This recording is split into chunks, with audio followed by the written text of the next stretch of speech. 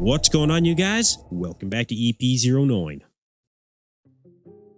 And the 2025 Flex Weekend Pro is officially in the history books. And we have Rubiel Mosquera AKA Neckzilla taking home the Olympia qualification. After missing out on 4 out of 5 shows that he committed to in 2024 and taking 6th place just last weekend at the Dubai Pro, we have Rubiel Mosquera coming in, taking home the win, and really, I think it was the overwhelming muscle mass of Neckzilla, combined with what I think is overall good conditioning that he brought here. That's what really landed him the top spot here in Italy. And a total prize money of 10,000 US at this show. Actually a little bit lower than what we've seen typically from bodybuilding shows. First time you could say that in about 30 years.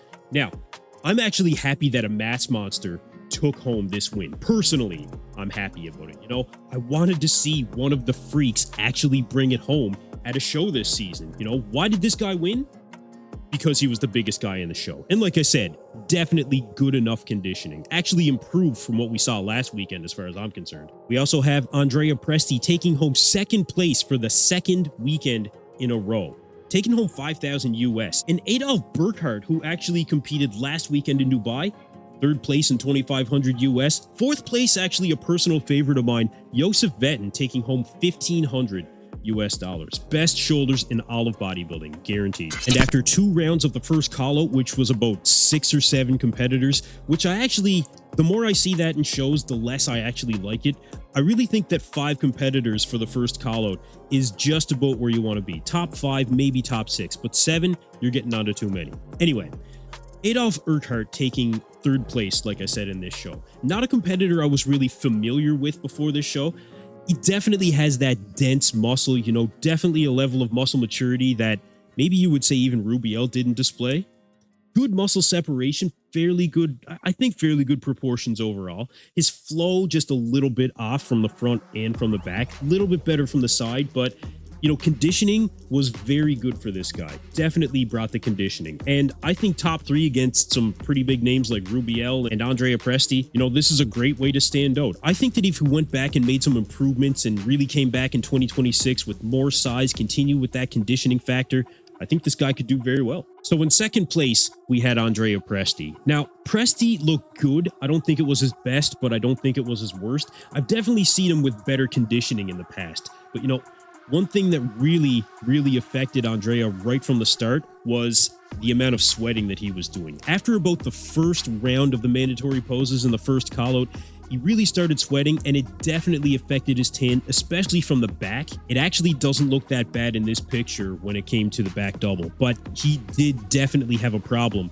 with his tan. Any of you guys that watched the live stream, which was actually pretty good quality, I will say that as well. Anybody that watched the live stream, you could see definitely having problems with his tan. And in the back lat spread, you can see where it really made his back like look spotty almost, you know, like it was like grainy, but not the good kind of grainy, you know what I mean? So that's something that did affect Andrea Presti. Still good enough to finish 2nd place in this lineup. You know, it's interesting when it comes to Andrea Presti and what he's actually going to do moving forward. But honestly, at this show, we really saw close to the same Andrea Presti that we typically do see on stage. You know, there's things that he still needs to really bring up. You know, his triceps still are too small for the rest of his arms. So his shoulders really overpower the arms because of that. He needs more quad sweep. He needs more hamstring for... You know, honestly, this is going on the last number of seasons. We haven't seen any substantial improvements from Andrea Presti in quite some time. I just don't know what he's been doing or what he hasn't been doing. But Andrea Presti definitely needs to take some serious time off, in my opinion, and really put on some serious size. Don't get me wrong, this guy is a good bodybuilder. You know, he's been to the Olympia multiple times. And look, Andrea Presti is pretty much the definition of, in the right lineup, you can win a pro show. But even in this lineup, Andrea Presti could not do enough to take home the Olympia qualification. So the next time he steps on stage, I really think that we need to see significant improvements. You know, that's really the only place that he can go at this point. But, you know, congrats on 2nd place, and we'll see if he goes to compete again this season. The Portugal Pro is actually just next weekend. Now, for Rubiel Mosquera, he came out as he typically does, you know, absolutely massive. overpowering from a muscle mass perspective. You know, the legs absolutely huge, very wide in the back, massive shoulders and arms. You know, I think this was a very dialed in version of Rubiel when it came to the upper body again. And we actually did see that in Dubai as well. I think in fairness, you know, he was the clear winner. You know, a fairly dominant victory, I would say, but not an outright domination like you see at some shows. You know what I mean? Because you have to consider that the package that Rubiel really brought to the stage here was definitely part of the protocol of him doing almost zero carbs for this week, I believe it was. At least for a period of time, he was doing zero carbs from what I understand. I think he had more detail in the quads at this point from the front, but not as much as I was honestly expecting. The side leg, as you can see, looked very good, and I think even the hamstrings had more separation in the back shots this time around. So, was he better than he was at the Dubai Pro?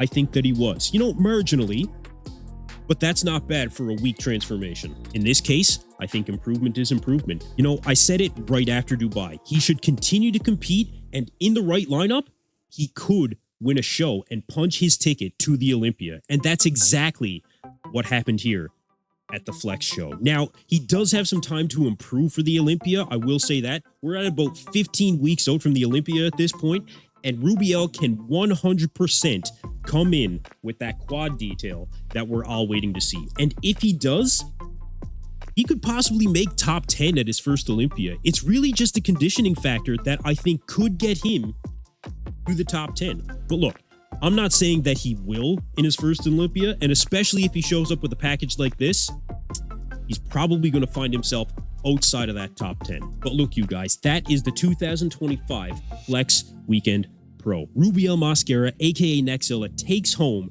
the Olympia qualifications. You guys let me know what you think about the top 3, and let me know where you think Rubiel Mosquera may end up in his first Olympia. Check out BayouMuscles.com, use code EP10 at checkout, and I'm going to end the video right here. Thank you guys for tuning in to EP09. Be sure to like and subscribe.